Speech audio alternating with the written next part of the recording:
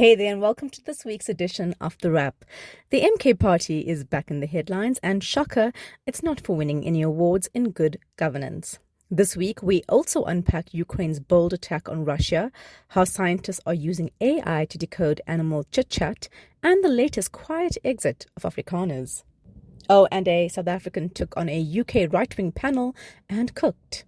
In our deeper dives, we look at political assassinations, the sneaky fuel levy hike, why Floyd Shivambu was always skating on thin ice with the MK party, and how a controversial aide got fired on his actual birthday. Karma really did say surprise. So let's dive into these stories and more in this week's wrap, brought to you by myself, Varashni Pillay, and the Explained Akoza team. First up in your shorter briefs, the MK party is still refusing to let the 2024 elections go. They're claiming vote rigging despite zero evidence. After two failed court bids, it launched a third one last Friday, then paused it 4 days later, and is now demanding access to the IEC's voting data. The courts already dismissed one related application, but MKP wants to appeal. The party could be a force, but thankfully for our democracy, they're a complete shambles. Speaking of Jacob Zuma's party and court, our former president is still in his Stalingrad era, dodging judgments in the 25-plus-year arms deal case. He's once again trying and failing to get prosecutor Billy Downer removed, arguing last week that the court's rulings were too short and Downer too biased. The court says Zuma's private prosecutions were abusive delays. He says that's why Downer must go. Yes, really. Meanwhile, broadcaster Dan Corder shut down Ansroot's misinformation memorably, debating the former AfriForum deputy CEO on UK show Piers Morgan Uncensored last week. Corder said South Africa's redress laws promoted representation across race, gender and disability and did not exist to target white citizens. Social media blew up with music producer Prince KB saying Dan cooked roots on a two-plate stove. Corder 1, roots 0. And a second smaller group of Afrikaner refugees arrived in the US on Friday. There's going to be a steady trickle of these. 8,000 Afrikaners will be resettled within the next few months, according to Solidarity. Meanwhile, African-American televangelist Mark Burns, who is apparently an advisor to Trump, said the Orange One has been misled about white genocide in an interview this week during a visit to South Africa.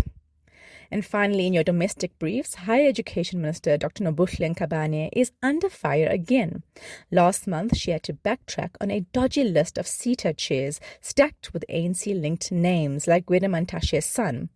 Cyril apparently read her the Riot Act. Now she's been slammed for munching through a tense parliamentary grilling on the matter this week, offering surly replies while chewing. She says eating was allowed. The internet says rude. In your international news, Elon Musk's drug use while working with Trump may explain a lot. A New York Times investigation last week, drawing on over a dozen insiders, alleges that Musk took ketamine, sometimes daily, causing bladder issues, plus ecstasy and mushrooms, and carried a 20-pill box with Adderall. Musk denied the report but has admitted to some ketamine use before. We're still not excusing those Nazi salutes, though. Further afield, Ukraine's latest move in the war, a drone strike inside Russia, targeting key air bases and damaging nuclear-capable bombers.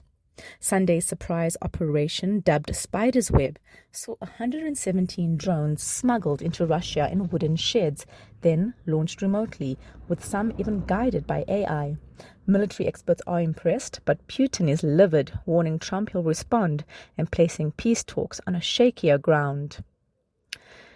In staying in international news, as the devastation in Gaza continues, we cannot look away, and neither can Greta Thunberg. She's aboard the aid ship Medellin, braving threats and drones to deliver food and medical supplies to Palestinians trapped under blockade. This comes as at least 27 Palestinians were killed near Israeli-backed aid sites in just days. With Gaza's death toll topping 54,000, calls for justice and accountability are only growing louder. Elsewhere, South Korea and Poland just wrapped presidential elections. In South Korea, Liberal Lee Jae-myung comfortably beat a conservative candidate. The snap election was triggered by the former president's impeachment after his martial law fiasco last year. This led to the highest voter turnout in South Korea in decades at almost 80%. In Poland, a conservative, Karol Nawrocki, backed by Donald Trump, narrowly won over a centrist, making for an unhappy EU. And finally, in international news, scientists may be on the cusp of decoding animal languages. Last month, Google released Dolphin Gemma, an AI program to translate dolphins trained on 40 years of data. In 2013, scientists found dolphins using a new click they'd been taught to associate with a certain kind of seaweed, the first recorded instance of a word passing from one species into another's native vocabulary. Into some deeper stories, the MK party has redeployed Floyd Shivambu from his role as Secretary General to just another parliamentarian. It's a soft landing considering MPs earn over 100,000 rand a month. Where do we sign up for that kind of demotion? So what went down? Shivambu caused a stir in April when he visited fugitive pastor Shepherd Bushiri's church in Malawi over Easter. The MK party's leadership was not impressed, especially since Bushiri is still wanted in South Africa on fraud and money laundering charges. The party said the trip went against its constitution, specifically Section 3J of its offences list for international trips that clash with party values. Shivambu claimed party president Jacob Zuma had greenlit the visit, but the MK party still gave him the boot from his top role. He took the demotion on the chin, saying he respected the decision as a disciplined member. But sources told News 24 the trip was just an excuse to get rid of Shivambu, and unhappiness had long been brewing. Critics said the party's administration was a mess under Shivambu and that he was cold and distant. To be fair to Shivambu, the party has gone through 5 Secretary Generals and 4 Treasury Generals since it started in December 2023. There was also talk of missing millions from the party's coffers back in January, so it seems they're making a mess of their admin anyway. Shivambu also upset the boss's daughter. He got into spats with Zuma's daughter, Duduzile Zuma Sambudla, who memorably went on a rant in February on Twitter, saying Shivambu was the worst thing that happened to the MK and described him as useless. She also posted, "F you, Floyd." Nice. She was later forced to apologize.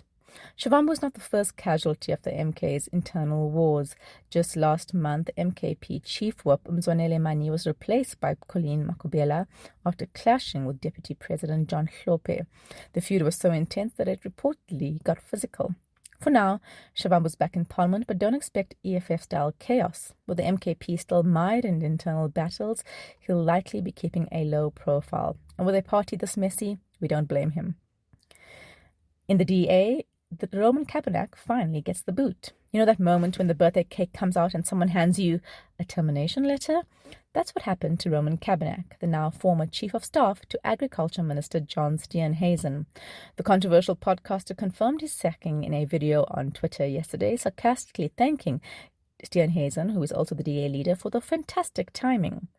Cabernac was a lightning rod from the get-go. He came with a suitcase full of baggage, from defending apartheid-era policing to sneering at poor Xhosas and making homophobic jabs about Freddie Mercury's death.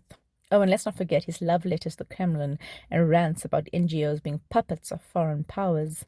Despite this, he made it through a 6-week vetting process and landed one of the top jobs in Steenhuisen's office.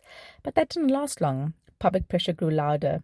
Despite Cabernac trying to clean up his image, posting a semi-apology about how 2024 had changed him, Steenhuisen eventually asked him to resign last year.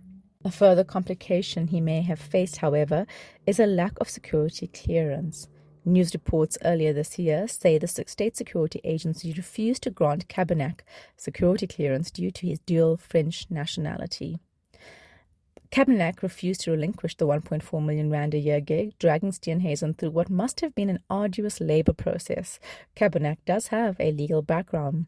Honestly, Steenhuisen and the DA only have themselves to blame. They've appointed too many woefully unqualified people like Cabernac and former MP Ronaldo Gous, both podcasting bros pushing the envelope on racism and bigotry without much else to offer. The DA has distanced itself from the Cabernac affair, however, saying ministerial appointments are not their business. Critics, including the EFF, called the hire an insult to taxpayers. Cabernac may go on to challenge his firing, but what does it say about the DA's judgment, Steenhuisen's leadership, or just how broken our vetting processes are? That's for voters to decide. But one thing's for sure. If you've made a career criticizing the ANC for not making merit-based appointments, maybe don't start by hiring someone who needs to delete half his Twitter history just to get through the front door. In other news, petrol prices are down, but don't celebrate just yet. The dreaded fuel levy hike also kicked in yesterday, as promised by Financial Minister Idong Godongwana's new budget. Our petrol prices are decided by international oil prices, the rand exchange rate, and the fixed fuel levy, which has just increased. So, despite the levy, the petrol price overall is actually a few cents cheaper thanks to a recently beefed up rand. Government added 16 cents to every litre of leaded and unleaded and 15 cents to diesel in May's budget, which passed after its third attempt. This is the first fuel tax increase in 3 years, and it's meant to help fill a 3.5 billion rand gap in the contested national budget, which tried and failed to also introduce VAT increases. So you're paying a little less at the pump this month, but it could have been even less if you weren't paying a little more in taxes. Annoyed? You're not alone. The EFF took the matter to court, arguing the fuel levy deepens inequality. They may have been counting on the same sort of success they enjoyed when they joined the DA in court to stop the VAT increase in April, but it was not to be. On Tuesday, the Western Cape High Court in Cape Town dismissed their bid to block the new fuel levy, ruling that the National Treasury acted within its legal rights to implement the increase. EFF leader Julius Malema's response, he said, it was not the EFF that got rejected, it was the people of South Africa who lost because they've put an increase on fuel. Once you put an increase on fuel, everything else goes up. He's not wrong, alas. Here's what it looks like at the pump now. Inland 95 unleaded is now 21 rand 35 cents, down 5 cents. Diesel's around 18.55, down 37 cents. Coastal 95 unleaded is 20 rand 52 cents, while diesel is at 17 rand 81 cents. So where does this leave us? Slightly better off for now, but the relief may be short-lived, especially if the rand takes a knock or global oil prices spike again. For now, enjoy the small win and keep an eye on the road ahead. Read the full article on our website.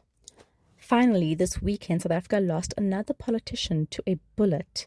Inkatha Freedom Party IFP MP Ketambala Petro Sithole, who is 68, was gunned down on Saturday night while attending a meeting at a hostel in Katlehong, Gauteng. 3 unknown gunmen opened fire, killing him and injuring 2 others. 1 victim remains in the hospital. Earlier today, 2 arrests were made. Sithole, who had been with the IFP since 1979, was the party's deputy chief whip in Parliament and a respected figure. Tributes poured in from across the political spectrum, all condemning the attack and demanding justice. But will there be justice? South Africa has a long, bloody history of political assassinations, from apartheid-era murders like Chris Hani and Ruth First to recent hits on whistleblowers like Babita Deokaran and activists like Abahlali Base Mjondolo. In just 4 months in 2024, before the national elections, at least 10 politically linked killings were recorded. That's 1 every 2 weeks, according to the Global Initiative Against Transnational Organized Crime. KZN continues to be the epicenter, with 19 such killings in 2023 alone. Why? Experts say it's a mix of factors: fights over tenders, attempts to silence whistleblowers, and eliminating rivals, especially around elections. And yes, municipal politics gets deadly too. So what's being done? Not enough, it seems. A dedicated police unit once tasked with probing these killings was dissolved earlier this year, a move slammed by parties like the MK Party. And with only 15% of all murder cases being solved nationally, justice often feels like a long shot.